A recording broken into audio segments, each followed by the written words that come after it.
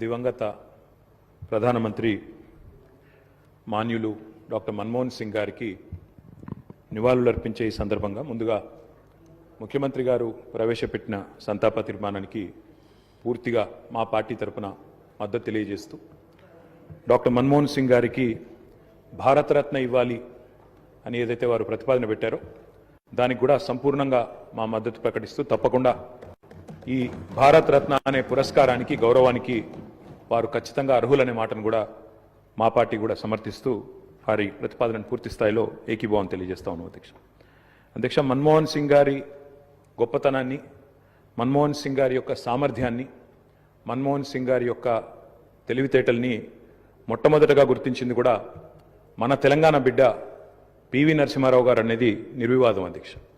PV Narasimha Rao గారు ఆనాడు ప్రధానమంత్రిగా భారతదేశానికి ఎన్నికైన తర్వాత సాధారణంగా ఈరోజు వింటుంటాం అధ్యక్ష, లాటరల్ ఎంట్రీ అని, అంటే రాజకీయాలతో సంబంధం లేని వ్యక్తులను కూడా మనం రాజకీయాల్లో ముఖ్యంగా ప్రభుత్వాలలో ముఖ్యమైన పాత్రల్లో తీసుకురావడాన్ని లాటరల్ ఎంట్రీ అంటారు అధ్యక్ష. కానీ ఈ లాటరల్ ఎంట్రీ అనే విధానాన్ని ఆనాడు పివి నరసింహారావు గారు తీసుకొచ్చి రాజకీయాలతో సంబంధం లేని ఒక ఆర్థికవేత్త, ఆర్బీఐ గవర్నర్గా పనిచేసిన ఒక మంచి తెలివైన ఒక ఆర్థికవేత్త మనకు అందుబాటులో ఉన్నారని చెప్పి గుర్తించి గౌరవించి వారిని ఆర్థిక మంత్రిగా ఆనాడు నియమించారు అధ్యక్ష. ఆర్థిక మంత్రిగా నియమించబడ్డ తర్వాత డాక్టర్ మన్మోహన్ సింగ్ గారు ఆనాడు 1991లో అనుకుంటాను అధ్యక్ష, సబ్జెక్ట్ టు కరెక్షన్, బడ్జెట్ ప్రవేశపెడుతున్నప్పుడు ఒక గొప్ప మాట అన్నారు. ఆయన అన్న మాట, let the whole world here loud and clear, India is wide awake. అంటే ప్రపంచం మొత్తం వినాల్సిన సమయం వచ్చింది, నా దేశం మేల్కొని ఉంది అనే మాట ఆనాడు ఒక ఆర్థికవేత్తగా ఆర్థిక సంస్కరణలు ప్రవేశపెట్టే సందర్భంలో డాక్టర్ మన్మోహన్ సింగ్ మాట్లాడిన మాట అధ్యక్ష. ఆ మాటలు, ఆయన సిద్ధాంతం, ఆనాటి పివి నరసింహారావు గారి నాయకత్వం ఇవాళ ఈ దేశంలో సమూలమైన సంస్కరణలు తెచ్చింది. ఈ దేశంలో ఎన్నో రకమైన విప్లవాత్మకమైన మార్పులు కూడా వచ్చినాయి అధ్యక్ష. కేవలం 15 రోజులు మాత్రమే ఫారెక్స్ నిలువలు ఉన్న ఆనాటి పరిస్థితి నుంచి మొత్తం ప్రపంచం అంతా ఆశ్చర్యపోయే స్థాయికి దేశాన్ని పరిగెత్తించిన ఆర్థిక సంస్కరణ శీలి డాక్టర్ మన్మోహన్ సింగ్. అనవసరపు డాంబికాలు, అనవసరపు ఆర్భాటాలు లేకుండా, హడావుడి లేకుండా సింపుల్ లివింగ్, హై థింకింగ్ అనే మాటకి పర్యాయ పదంగా డాక్టర్ మన్మోహన్ సింగ్ గారిని మనం చెప్పుకోవచ్చు అధ్యక్ష. Loyalty is a very rate. Loyalty అనేది, విశ్వాసం అనేది ఇవాళ రాజకీయాల్లో చాలా అరుదైన పదం అధ్యక్ష. అట్లాంటిది తనకు అండగా నిలబడ్డ మరి కాంగ్రెస్ పార్టీకి జీవితాంతం సేవలు అందించిన ఒక మహానుభావుడు డాక్టర్ మన్మోహన్ సింగ్. ఎందుకంటే ఒక ఆర్థిక మంత్రిగా, తర్వాత ప్రధానమంత్రిగా 10 ఏళ్ల పాటు పనిచేసి మరి పూర్తి స్థాయిలో ఆ పార్టీ అధికారం కోల్పోయిన తర్వాత కూడా అంతే స్థాయిలో నమ్మకంగా, ఇందాక ముఖ్యమంత్రి గారు చెప్పినట్టు అవసరమైతే ప్రజాస్వామిక నిరసన కార్యక్రమాల్లో కూడా ఆ పార్టీ తరఫున ఒక సభ్యుడిగా పాల్గొన్న ఒక అభ్యుదయవాది, ఒక నిరాడంబర మనిషి డాక్టర్ మన్మోహన్ సింగ్ అధ్యక్ష. ఆయన ప్రధానమంత్రిగా ఉన్న కాలంలోనే మా నాయకుడు, మా పార్టీ అధ్యక్షులు, తెలంగాణ తొలి ముఖ్యమంత్రి కేసీఆర్ గారు దాదాపు ఒక 1.5 సంవత్సరాల కాలం పాటు వారి కేబినెట్లో మంత్రిగా కూడా పనిచేశారు అధ్యక్ష. మంత్రిగా పనిచేసే క్రమంలో ఆనాడు 2004లో కాంగ్రెస్ పార్టీతో పొత్తు పెట్టుకొని మరి ఆనాడు ఎన్నికల్లో గెలిచిన తర్వాత కేబినెట్లో భాగస్వామ్య పక్షాలను కూడా ఆహ్వానించి కేసీఆర్ గారి కేబినెట్ మంత్రిగా తీసుకున్న తర్వాత వెంటనే ఒక చిన్న చిక్కు సమస్య వచ్చింది అధ్యక్ష. కేసీఆర్ గారికి పోర్ట్ఫోలియో, ఆనాడు షిప్పింగ్ పోర్ట్ఫోలియో ఇవ్వడం జరిగింది. ఇస్తే వెంటనే డిఎంకే వాళ్ళు, అప్పుడు వాళ్ళు ప్రధాన భాగస్వామ్య పక్షం యూపీఏలో, వాళ్ళు వెంటనే అభ్యంతరం లేవనెత్తినారు. మీరు మాకు కమిట్మెంట్ ఇచ్చారు, మాకు ప్రామిస్ ఇచ్చారు, మీరు వెంటనే మరి వారికి ఎట్లా ఇస్తారో అని అభ్యంతరం పెడితే కేసీఆర్ గారు ఒక్క క్షణం కూడా సంకోచించకుండా వెంటనే మన్మోహన్ సింగ్ గారి దగ్గరికి వెళ్ళి, డాక్టర్ గారు నేను వచ్చింది పదవుల కోసమో పోర్ట్ఫోలియోల కోసమో కాదు, నేను వచ్చింది నా తెలంగాణ కోసం అని చెప్పి వారికి తిరిగి ఆ షిప్పింగ్ పోర్ట్ఫోలియోని ఇస్తే ఆ రోజు మన్మోహన్ సింగ్ గారు అన్న మాట అధ్యక్ష, చంద్రశేఖరరావు గారు మీరు ఏ నిబద్ధతతో, ఏ సిద్ధాంతం కోసం, ఏ రాష్ట్రం కోసం అయితే వచ్చారో అది ఫలించాలి అని మనసారా నేను కోరుకుంటున్నాను. ఇవాళ ఈ నిర్ణయం మీరు ఏదైతే తీసుకున్నారో దీనివల్ల కూడా మీకు కూడా గొప్ప గుర్తింపు, గౌరవం వస్తుంది, మీరు ఒక కర్మయోగిగా గుర్తించబడతారని చెప్పి కూడా వారు చెప్పడం జరిగింది అధ్యక్ష. తదనంతరం 2004 నుంచి 14వ సంవత్సరంలో ఎప్పుడైతే తెలంగాణ రాష్ట్రం ఏర్పడ్డదో పెద్దలు చెప్తారు అధ్యక్ష, nothing can stop an idea who's time has come. అంటే ఒక గొప్ప ఆలోచనకు, ఒక అరుదైన సందర్భానికి సమయం వచ్చినప్పుడు ప్రపంచంలో ఏ శక్తి దాన్ని ఆపలేదు అధ్యక్ష.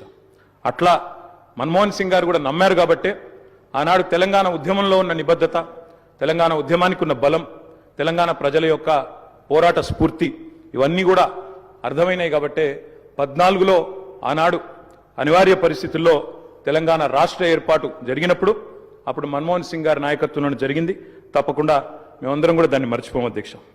అధ్యక్ష, ఒక్క మాట ఇవాళ గుర్తు చేసుకోవాల్సిన అవసరం ఉంది. మన్మోహన్ గారి నిబద్ధత గుర్తు చేసే సందర్భంలో సరిగ్గా ప్రధానమంత్రిగా వారు ఎన్నికైన తర్వాత 6 నెలలకి పెద్దలు మా పార్టీ అధ్యక్షులు కేసీఆర్ గారు ఆనాటి కేబినెట్ సహచరుడిగా వారికి ఒక ముఖ్యమైన డెలిగేషన్ నేను తీసుకొని వస్తున్నాను సార్, దయచేసి మాకు సమయం ఇవ్వండి అని అడిగినారు.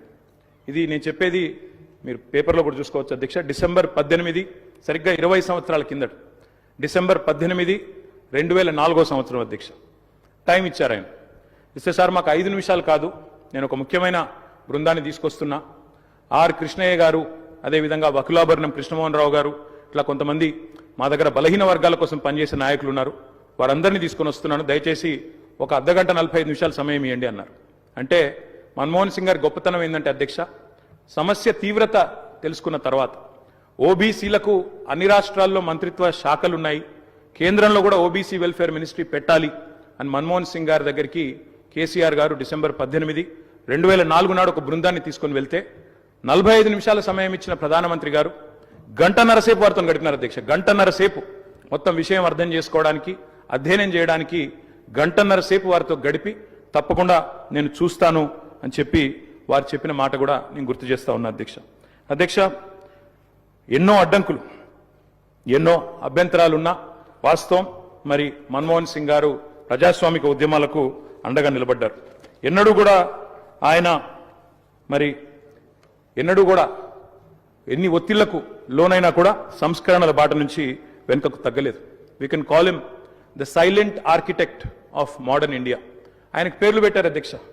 మన్మోహన్ కాదు, ఈయన మౌనమోహన్ సింగ్ అన్నారు. రకరకాలుగా మాట్లాడారు, కానీ ఆయన పాటికి ఆయన పనిచేసుకుంటూ పోయినాడు. ఏమేం సంస్కరణలు తేవాలో తీసుకుంటూ వచ్చినారు. వారు తెచ్చిన సంస్కరణలు కూడా చాలా విప్లవాత్మకమైన సంస్కరణలు. ఇప్పుడే డిప్యూటీ సీఎం గారు, సీఎం గారు కూడా చెప్పారు. తప్పకుండా చాలా సంస్కరణలు కూడా వారు తెచ్చారు. ఎంతమంది ఎన్ని రకాలుగా ఆయనను అవమానించే ప్రయత్నం చేసినా నిజంగా చెప్పాలంటే ఆకాశం స్థాయి తగ్గదు అధ్యక్ష. అవమానం చేస్తే ఆకాశం స్థాయి తగ్గదు. ఎన్ని నిందలు వేసినా మహోన్నతులు తొనకరు, బెనకరు. అటువంటి స్థితప్రజ్ఞతను మనం డాక్టర్ మన్మోహన్ సింగ్లో చూసాం. ఇవాళ మన్మోహన్ సింగ్ గారి గురించి మాట్లాడుకునేటప్పుడు తప్పకుండా మన తెలుగు బిడ్డ, మన తెలంగాణ బిడ్డ పివి గురించి కూడా మనం గుర్తు చేసుకోవాలి అధ్యక్ష. మేము మొన్న మా పార్టీ అధ్యక్షులు పెద్దలు కేసీఆర్ గారి ఆదేశం మేరకు పార్టీ వర్కింగ్ ప్రెసిడెంట్గా నేను, నాతో పాటు మా గౌరవ రాజ్యసభ సభ్యులు అందరం కూడా వారి ఇంటికి పోయాం, నివాళులు అర్పించాం. తెల్లారి అంత్యక్రియల్లో మేము కూడా పాల్గొన్నాం అధ్యక్ష. మొత్తం అంత్యక్రియలు ముగిసిన తర్వాతనే వారి కుటుంబాన్ని కలిసి పరామర్శించి మా తరపున కూడా సానుభూతిని చెప్పి వచ్చినాం అధ్యక్ష. కానీ అక్కడ పోయినప్పుడు ఒక మాట మాత్రం కొంత బాధ అనిపించింది అధ్యక్ష.